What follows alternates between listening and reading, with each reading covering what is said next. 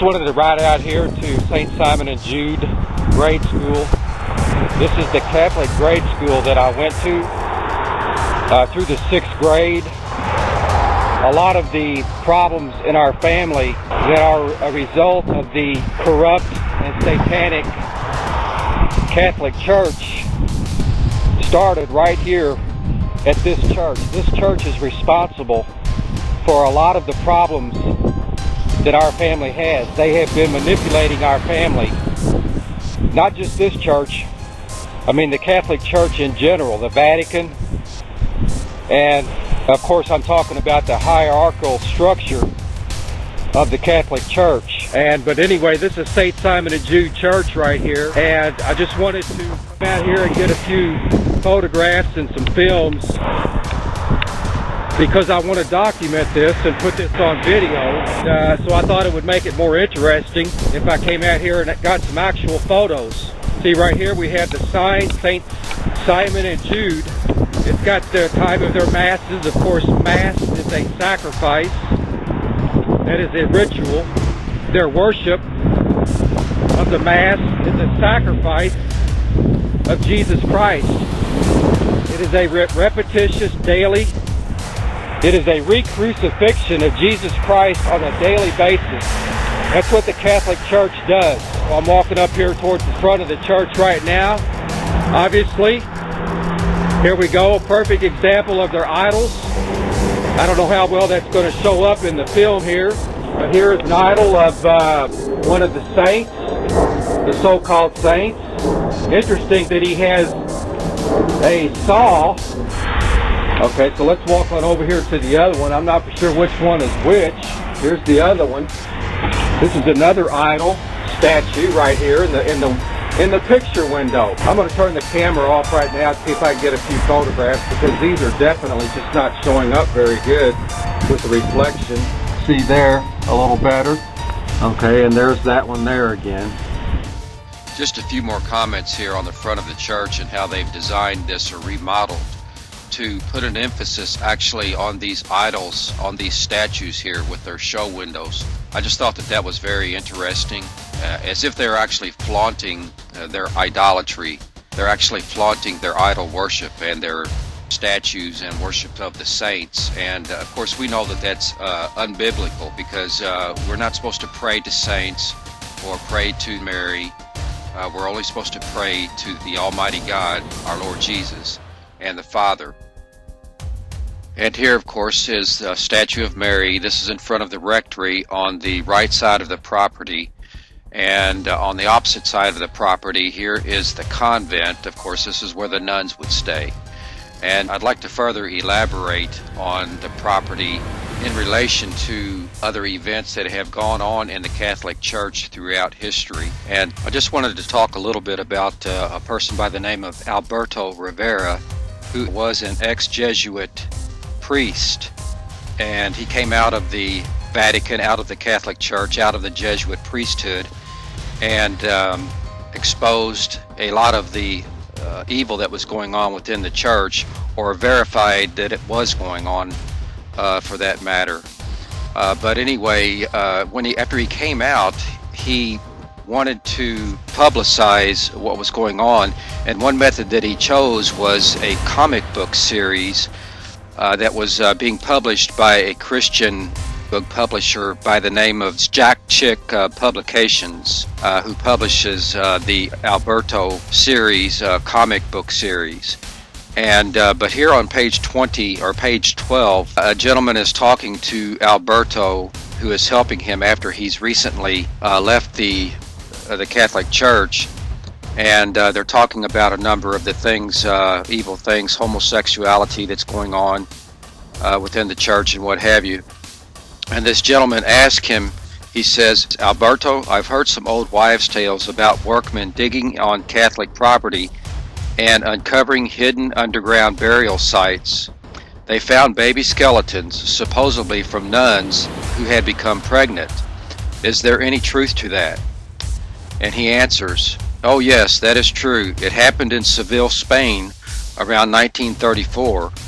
Also a discovery made in Madrid in 1932, and another in the Basque region of northern Spain. The governments of President Aznar and Manuel Azana demanded a national investigation be made of all monasteries, convents, Roman Catholic schools, and church buildings. And then this next graphic you see right here is essentially a schematic, if you will, showing an underground tunnel between a convent and the monastery for the priest. On one side, the left side here, you have the convent for the nuns, and then on the right is showing the monastery for the priest, and an underground tunnel connecting the two together, showing a couple of burial sites. And so the captions read at the top, many such grave sites were found in Spain and in Rome. By 1936, the Catholics of Spain were outraged, and they had attacked and destroyed many church buildings where these tunnels existed. And below this, it says, the caption below, government doctors checked the bodies and reported that in most cases, death was by suffocation. In the light of this, isn't it strange that the Roman Catholic institution is against abortion? ?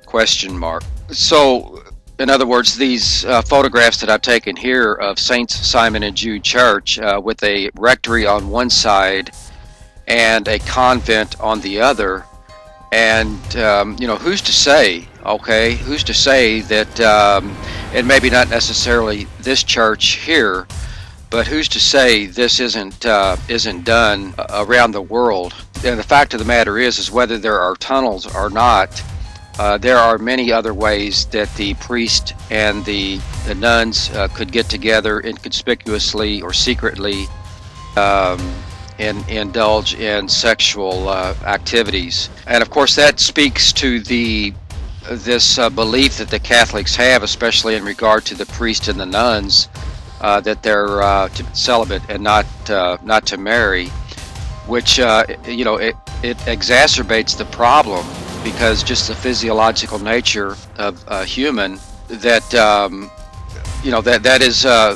is a natural impulse that all humans have to deal with, and so when they're left with no outlet whatsoever, essentially being celibate and not being able to have a physical sexual relationship with a spouse in the biblical context, then this adds to the problem.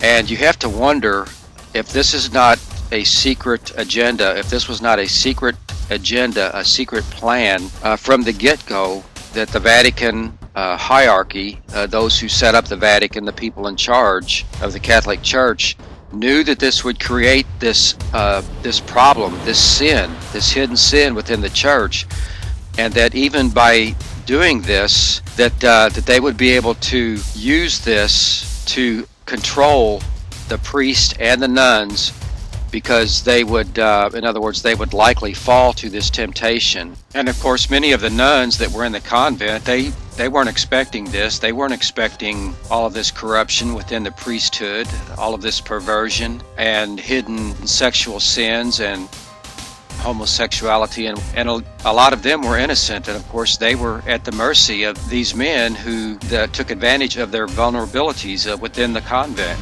So in other words, this was essentially rape. Many of them were raped by the priest, who were more powerful, obviously, and then of course they used the method spiritual manipulation.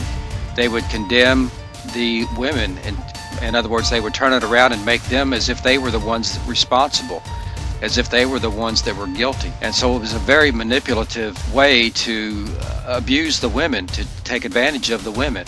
And so anyway, that's all I'll say about that at this time. But I did want to make that point, that this demonstrates the photographs here of Saints Simon and Jude Church. That question can be asked here of this church, just like it was in Spain, of all of those churches, monasteries, convents, schools, and church buildings, as Alberto said here in the caption.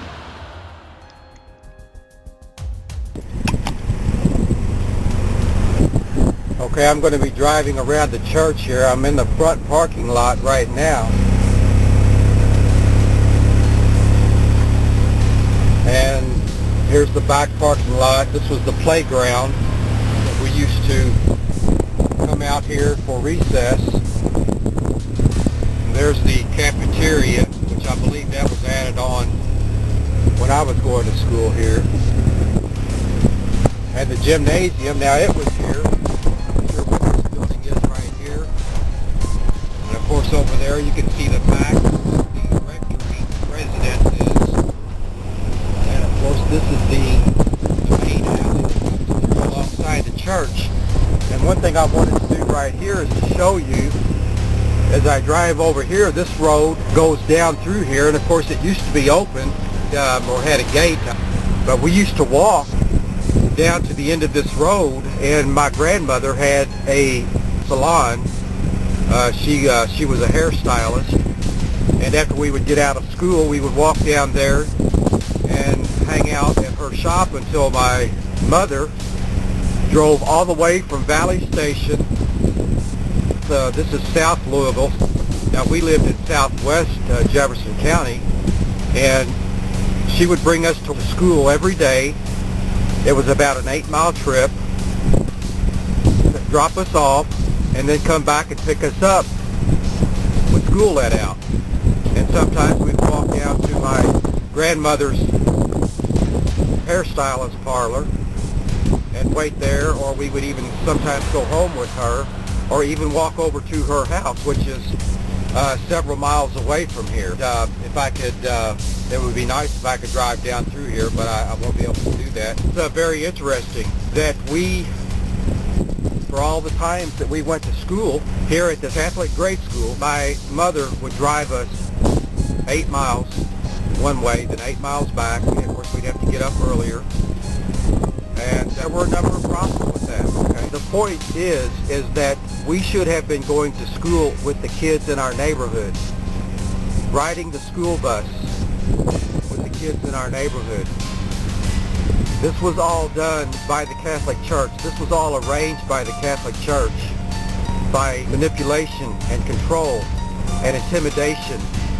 I just wanted to make a further clarification and more emphasis on the drive back and forth to school that my parents, and especially my mother, had to take us. In other words, it wasn't just to school and back every day. For them, it was to school and then back home, and then back to school to pick us up, and then back home. So in other words, it was 4 trips a day to take us to school at St. Simon and Jude grade school, where we should have actually been going to school in the parish of the neighborhood that we grew up in Valley Station. So I just wanted to emphasize that fact and make it clear as to the distance, expense, wear and tear on vehicles, mileage, time, etc., that was involved in this unnecessary burden and hardship on everyone in my family for the purposes and plan of the Vatican, the Roman Catholic Church, which is the synagogue of Satan and the seat of the Antichrist.